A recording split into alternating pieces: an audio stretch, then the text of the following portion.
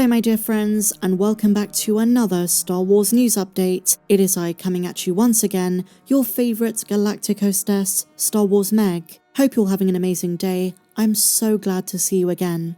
And today we've got something of a very surprising update for The Acolyte. Oh yes, every time we think we're done talking about it, another headline emerges. And this one has taken the internet by storm. So we know The Acolyte was cancelled for two reasons: low viewership and an extremely high budget. Disney just couldn't afford to do that again. They didn't want to take the risk of a second season which is going to perform badly, once again get poor reviews, and again, low viewership.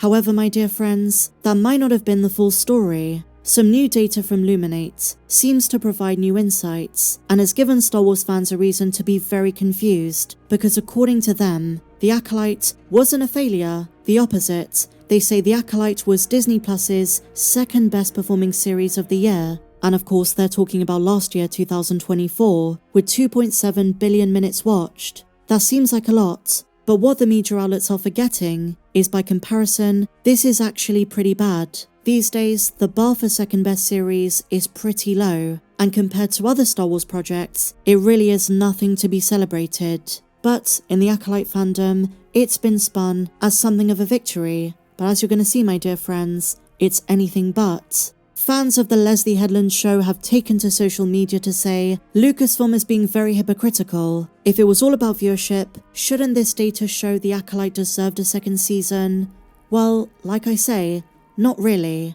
It got half the minutes viewed of the Book of Boba Fett, and this was a series about Force users, Jedi, Sith. This is the show Disney marketed to death. Another interesting comparison is The Mandalorian's third season, during the year of release, did 7.5 billion minutes, on half the budget. So in reality, this is very low. And Skeleton Crew, as much as I love it, got less than half of The Acolyte, 914 million. And the most amazing statistic, The Bad Batch's third and final season beat Skeleton Crew. An animated Star Wars release got more views than live action. If anything else, this demonstrates in black and white the sheer level of drop-off interest in Star Wars content has experienced. And The Acolyte wasn't the only show to blame. An overall trend in viewership I'm noticing is The Mandalorian's third season also did a lot of damage. It's not just The Acolyte. It is true maybe to some extent, maybe for some fans who are holding out hope, that The Acolyte did a lot of damage to fans wanting to check out Skeleton Crew. But what we're noticing is that it started with The Mandalorian's third season. Every show that released after it saw a major decline. And remember, fans tuned into Kenobi, even if it wasn't the most popular show. As controversial as it was, fans watched Book of Boba Fett, but when you're talking about Mando, and then Ahsoka, Acolyte, Skeleton Crew, the interest has just dropped and dropped and dropped. And now we've reached a point where you have some fans saying, there is nothing Lucasfilm can do to get me back. And then you have others who say, well, we just need a good Star Wars movie. You need to get general audiences back. The Disney Plus stuff, it was a fun experiment. Some were flops, others were successes, some good, some bad, but you need a movie. But the problem is this, The Mandalorian and Grogu leaks don't sound very interesting. And then you have the other Star Wars movies, with a couple of exceptions. They're all about Rey, post-episode 9. So where is the anticipation? Where is the excitement? It really is an insane situation, and this puts it all into perspective. I've just seen so many fans run with this Acolyte update and say, look, the viewership was amazing. Let's take a deep breath, take a good look at the data, and you'll see that compared to other Star Wars projects, The Acolyte was not a success. Neither was Skeleton Crew, but at least in that instance, most fans liked it. I've been to 2 conventions this year, spoken with general Star Wars fans, and I can tell you firsthand, for the most part, the fans who didn't like The Acolyte, they saw it, and it just wasn't for them. And the reason I'm saying this is because there is a narrative online that anyone who didn't like The Acolyte is toxic, never saw the show, just wanted to hate it, didn't like it from the start. That's not true. But we need to be realistic, level-headed, and take an objective approach when analysing data. I love Skeleton Crew, but I'm not afraid to say, in terms of viewership, it was a flop. And these things matter in terms of how Disney approaches renewing shows. But moving on, my dear friends, the The future of Star Wars animation is very bright. We haven't had any announcements just yet in terms of a sequel to The Bad Batch, but I can guarantee you from what I've heard, we are getting announcements at Star Wars Celebration. Disney Plus just released their slate for 2025, and aside from Andor Season 2, which I'm sure is going to be amazing, we only have one other project, Star Wars Visions Season 3.